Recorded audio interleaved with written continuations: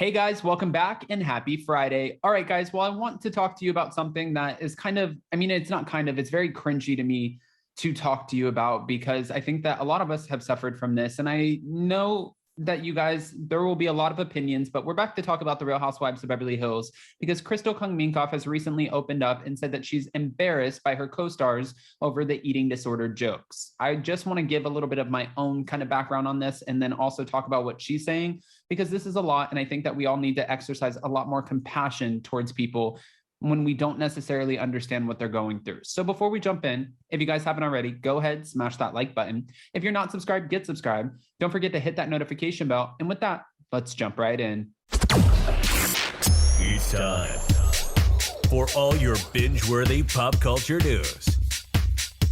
Welcome to Up and Adam.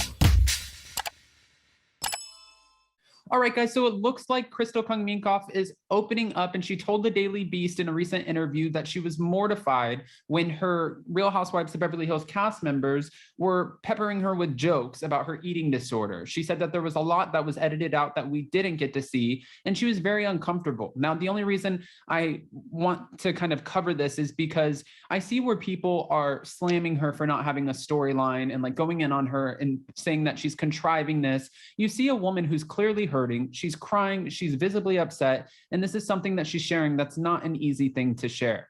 You know, when I said my own personal story, when I was growing up and I was in high school, I went through a really awkward phase where I was just kind of really short, and then I started gaining a ton of weight, and I had my stepmom at the time ask me, because I would spend my summers with my mom, and I had to fly back home and see my dad and my stepmom was the most awful person in the world. Previous stepmom, not my current one.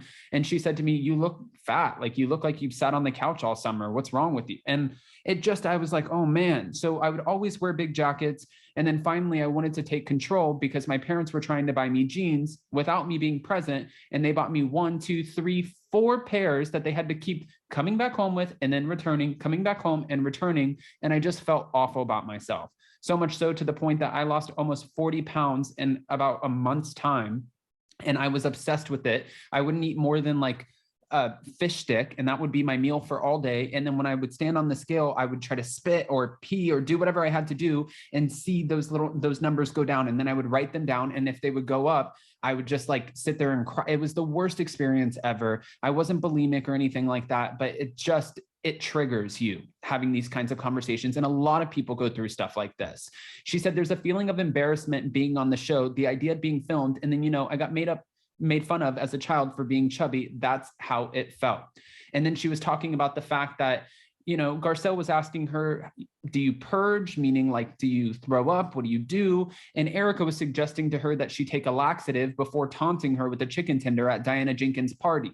She said it was very uncomfortable for me because when she mentioned the laxative, I actually explained that my best friend suffered from that.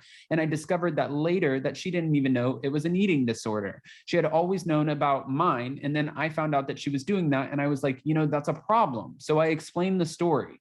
And then she further like went on and she said, and then like when it came to Kyle Richards mentioning her eating disorder and trying to talk to her about it and getting help, she's still uncomfortable. But Kyle Richards says, listen, I went through something similar, so I'm allowed to speak on it. She said, I said to them that this is starting to feel a little bit too graphic for me when you guys are asking me about throwing up and all of this other stuff that I go through. And she said that part was not aired on the show. I wanted to say thank you to all of you who have sent messages to support over the past few days. Many of you have shared your own personal eating disorder stories. And I want you to know I see each and every one of you, and I'm so proud of your bravery. Eating disorder recovery is not linear. We all need to approach the process in our own time. Please be kind to yourself and others who are suffering. My heart breaks for her because watching this past week's episode, when the women are so easily talking about it with her not there at Rinna's rosé party, you know, they're talking about it and Dorit comes out with information that is not Dorit's information to share. She said, Crystal is throwing up every single day. But I agreed with Sutton. It was like Crystal was not there in the moment to defend herself. So she didn't feel like the women should talk about her since she's not there, right? And then you see Erica and Lisa Rinna. And Lisa Rinna, you would think, would have a lot more compassion, considering she's been very open about her daughter's struggles on the show. And they're just kind of like, Our point is go get help. You have the resources, you have the money, go get help. That doesn't matter. I mean, yes, I agree with them that she's obviously, she's crying out for help on social media when she's posting these things, and she's trying to share more, and she's trying to hold herself accountable. We're watching this on the Real Housewives of New Jersey with Jackie Goldschneider, who's also trying to put her story out there more, because by putting her story out there, she's being held accountable by many people around her.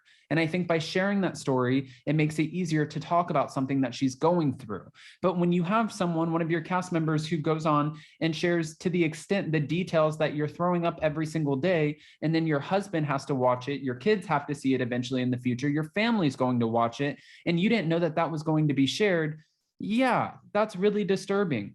And I think by her putting it out there little by little, she's allowed to do this at her own pace, and she's allowed to navigate this however she sees best fit. Should someone try to get, professional help when you're dealing with something to this extent? Yes, I agree with that.